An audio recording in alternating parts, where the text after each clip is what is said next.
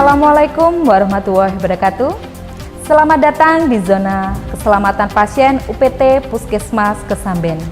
Puskesmas Kesamben sebagai unit pelaksana fungsional yang berfungsi sebagai pusat pengembangan kesehatan masyarakat serta pusat pelayanan kesehatan tingkat pertama, selalu mengedepankan kualitas pelayanan yang menjadikan keselamatan pasien sebagai tujuan utama kami.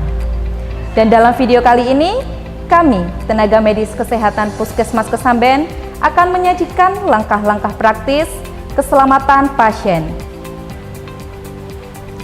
Ada 6 sasaran langkah keselamatan pasien yang harus diterapkan di pelayanan kesehatan. Yang pertama, ketepatan identifikasi pasien. Yang kedua, peningkatan pelayanan komunikasi efektif. Yang ketiga, peningkatan keamanan obat yang perlu diwaspadai. Yang keempat, memastikan lokasi pembedahan yang benar, prosedur yang benar, dan pasien yang benar. Yang kelima, pengurangan resiko infeksi terkait layanan kesehatan. Yang keenam, pengurangan resiko cedera pasien jatuh. Dan mari kita simak simulasi 6 keselamatan pasien berikut ini. Ketepatan identifikasi pasien. Tujuan identifikasi pasien adalah yang pertama, mengidentifikasi dengan benar pasien yang akan diberi pelayanan saat pemberian obat, pemberian produk darah, saat pengambilan sampel darah, saat pemberian asuhan keperawatan. Yang kedua, menjamin keselamatan pasien. Setiap pasien rawat inap wajib dipakaikan gelang identitas untuk memastikan ketepatan identifikasi saat pemberian obat, saat pengambilan sampel darah, saat pemberian asuhan keperawatan.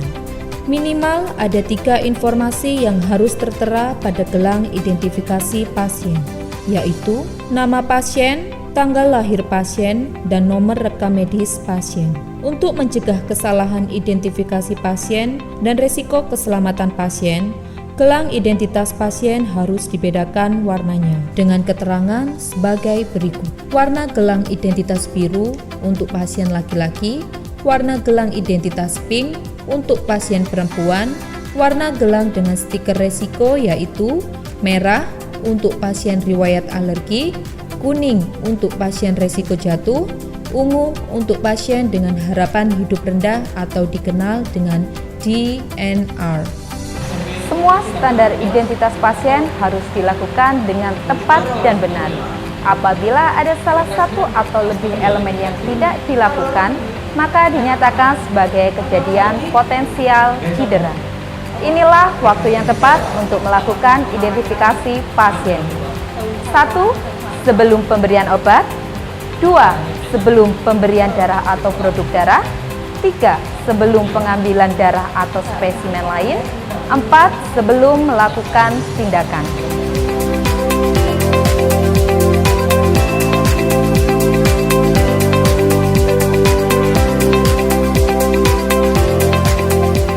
Selamat siang, Bu.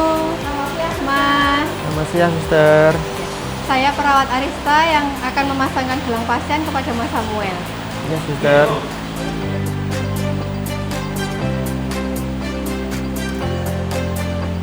Karena Mas Samuel laki-laki, saya akan memasangkan gelang pasien berwarna biru.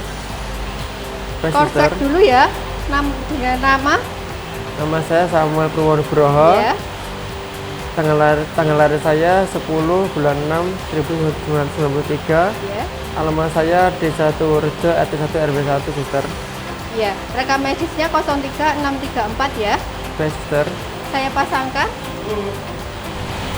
Terlalu kencang enggak, Mas? Enggak, Suster.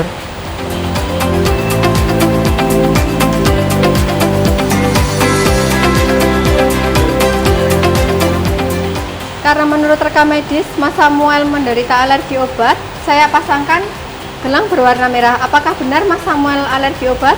Benar, Suster. Saya alergi golongan ampicillin. Oh iya.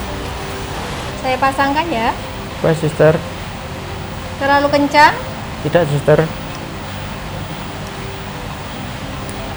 Dan ada satu gelang lagi karena menurut pengkajian awal di awal masuk Mas Samuel ternyata mempunyai resiko jatuh, maka saya akan memasangkan gelang berwarna kuning. Baik, suster. Terlalu kencang apa tidak? Tidak, suster. Ketiga gelang ini akan tetap Mas Samuel pakai selama dirawat inap di Puskesmas Kesamben. Apakah Ibu dan Mas Samuel ada pertanyaan? Bisa, suster. Tidak, suster. Terima kasih. Baik, kalau tidak ada pertanyaan, saya permisi ke ruang perawat dulu. Nanti kalau ada yang ditanyakan atau ada perlu butuh bantuan, Ibu dipersilakan untuk pergi ke ruang keperawatan. Ya, suster. Terima kasih, suster. Ya, selamat siang. Siang, Siang, suster.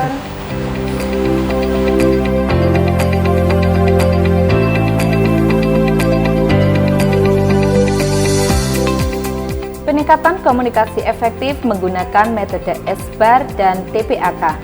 SBAR merupakan komunikasi yang digunakan di pelayanan kesehatan yang terdiri dari S. Situation, B. Background, A. Assessment, dan R. Recommendation. SBAR digunakan oleh perawat saat melakukan timbang terima atau handover dan konsultasi pasien.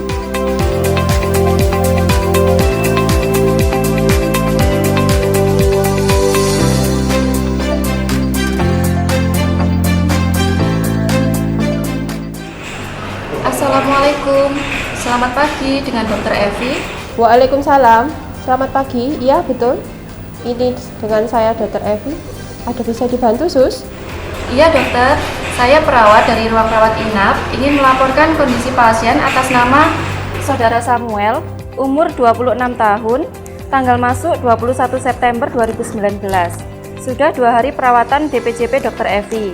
Diagnosa medis DHF grade 2. Keadaan umum sedang, kesadaran kompos mentis, tensi 110/70, nadi 86, RF 22, suhu 38, keluhan pusing, panas dan mual, terpasang infus asering 20 TPM, hasil lab tanggal 22 September, HB-nya 9, trombosit 98.000 dan leukositnya 3.000. Iya, Sus. Bagaimana masalahnya? Saudara Samuel masih pusing, mual, suhunya 38. Saya sudah menganjurkan makan sedikit tapi sering, banyak minum air putih. Antipiretik dan analgesiknya sudah saya masukkan 3 kali 1 ampul. Oke, tolong terapi antipiretiknya ditambah oral 3 kali 1 ya. Terus diberi antiemetik injeksi 3 kali 1 ampul untuk mengatasi mualnya. Terus banyak minum dan makan sedikit tapi sering. Cek suhu 4 jam dan cek trombosit setiap hari ya, Sus. Baik, saya ulangi ya dokter. TPAK, tulis, baca, dan konfirmasi. Advis dari dokter ditulis, kemudian bacakan kembali untuk konfirmasi agar tidak salah instruksi. Assalamualaikum. Oke, waalaikumsalam.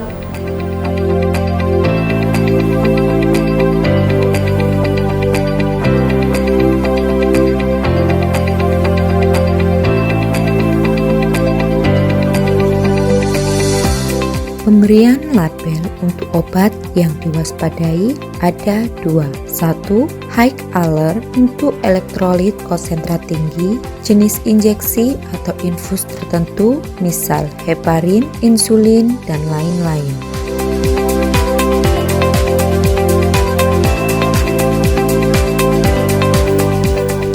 Ini adalah obat high alert yang ada di Puskesmas Kesamben.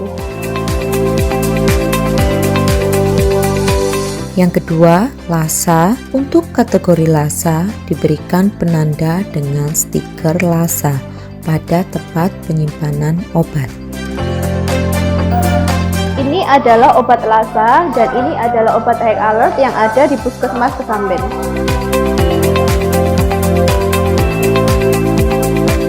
Surgical Patient Safety menerapkan keselamatan pembedahan dengan menjamin sisi pembedahan yang benar, prosedur yang benar, dan pasien yang benar. Ada 3 jenis prosedur surgical patient safety. Yang pertama, sign in dilakukan sebelum tindakan induksi anestesi. Yang kedua, time out dilakukan sebelum tindakan insisi kulit. Dan yang ketiga, sign out dilakukan sebelum penutupan area insisi. Selamat siang Bapak, saya perawat Abdul yang akan mendampingi Bapak selama pembedahan ini. Sebelumnya bisa disebutkan identitasnya? Nama saya Andri, tanggal lahir 20 September 1991. Benar ya, dengan Bapak Andri. Sebelumnya punya riwayat alergi Bapak? Iya, alergi golongan sulfa. Benar ya, golongan sulfa. Terus kemudian, apakah Bapak punya penyakit kronis lainnya? Tidak. Apakah Bapak sudah tahu prosedur yang akan dilakukan? Iya, pembedahan kutil di tangan kanan. Apakah Bapak sudah menyetujuinya? Iya, Ini benar tanda tangan Bapak? iya benar. Baik, kalau sudah, mari kita persiapkan untuk pembedahannya. Iya.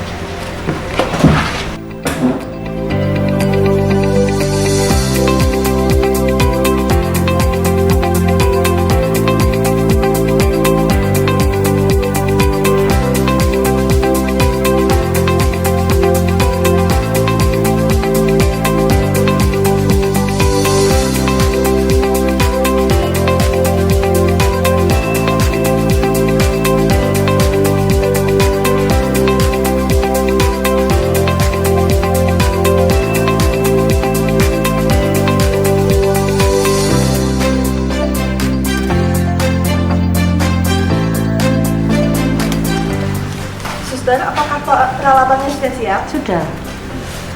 Silakan dilanjutkan. Selamat siang, Pak. Selamat siang. David mau melakukan tindakan ini. Saya Erna sebagai asisten. Sudah siap, Pak? Iya. Suster, bisa disebutkan nama pasien beserta prosedur yang akan dilakukannya? Tuan Andri, umur 29 tahun, insisi papiloma di humerus dextra. Baik, apa yang dilakukan jika terjadi kondisi hepatitis pada pasien? Hentikan pendarahan, pasang infus, kalau perlu pasang O2. Silakan dilanjutkan.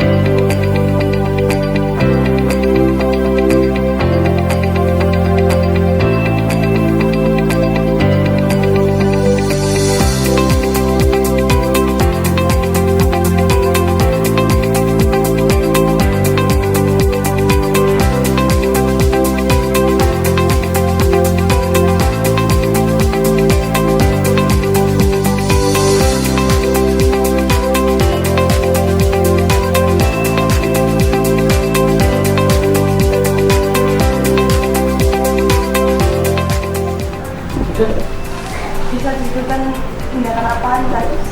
Insisi papiloma. Apakah semua instrumen sudah lengkap? Instrumen, jarum, kasar lengkap. Selama tindakan, apakah ada masalah? Nggak ada. Baik, silakan dilanjutkan lagi.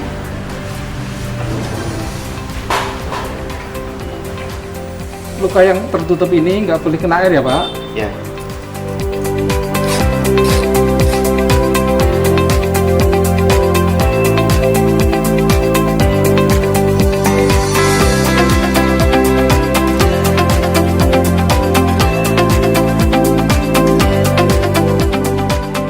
Pengurangan resiko infeksi di layanan kesehatan merupakan sebuah tindakan untuk mengurangi infeksi di pelayanan kesehatan.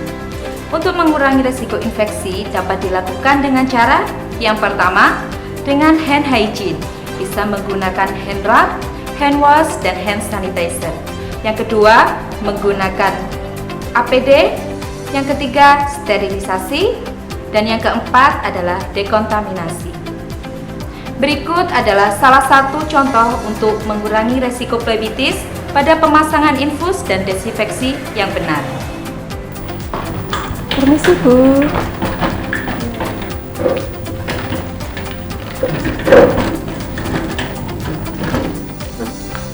Selamat pagi Bu, saya perawat Arista yang akan memasang infus kepada Bu Novita. Bagaimana? Ya, Mbak.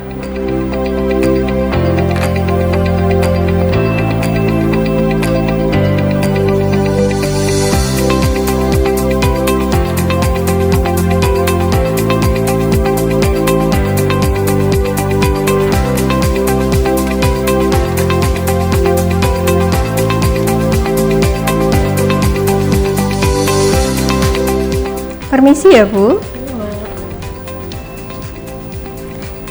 Sebelum saya pasang infus, saya akan membersihkan area yang akan dipasang infus ya Bu, untuk mengurangi resiko infeksi. Perawat melakukan Tolong tangannya desinfeksi di digenggam, Bu. area yang akan ditusuk dengan cara sekali usap dan dibuang. Jika ingin mengulangi tindakan memakai alkohol swab yang baru. Bagian sini yang akan saya pasang infus, jadi saya kasih disinfektan sebentar ya.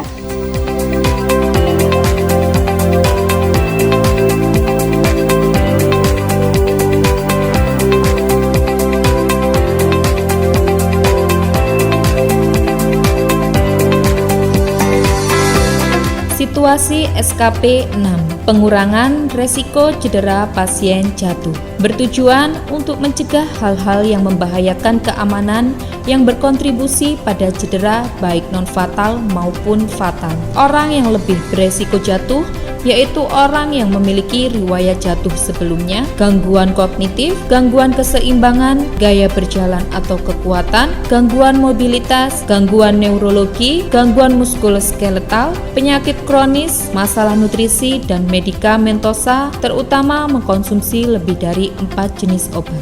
Metode penilaian resiko jatuh dengan metode Humpty Dumpty untuk balita dan skala Morse untuk ibu hamil dan lansia. Selamat siang, Mas. Siang, Saya Suster Nesa. Saya adalah perawat ruang rawat inap yang akan memindahkan Mas Samuel. Bisa sebutkan nama dan tanggal lahirnya?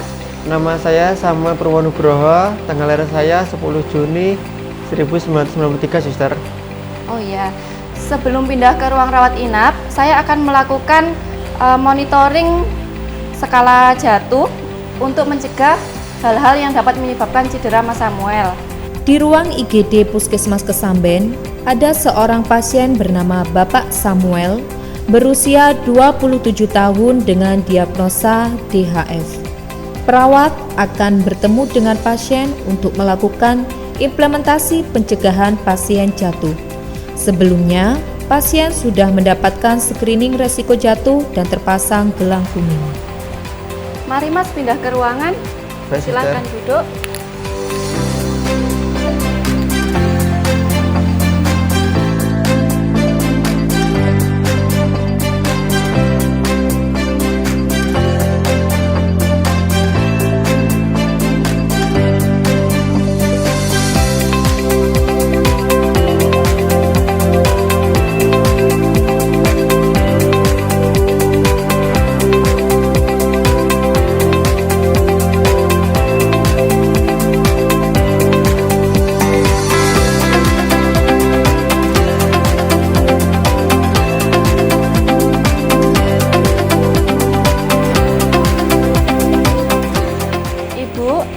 Adalah ruang rawat inap.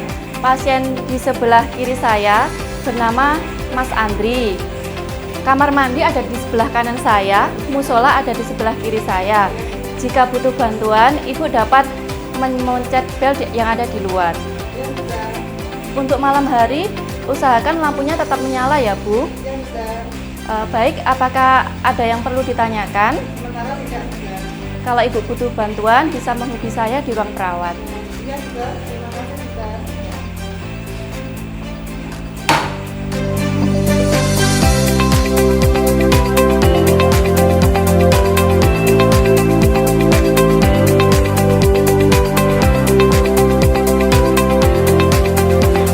Keselamatan pasien adalah tujuan dan tanggung jawab kita bersama. Pasien selamat, pelayanan kesehatan bermanfaat. Salam keselamatan pasien.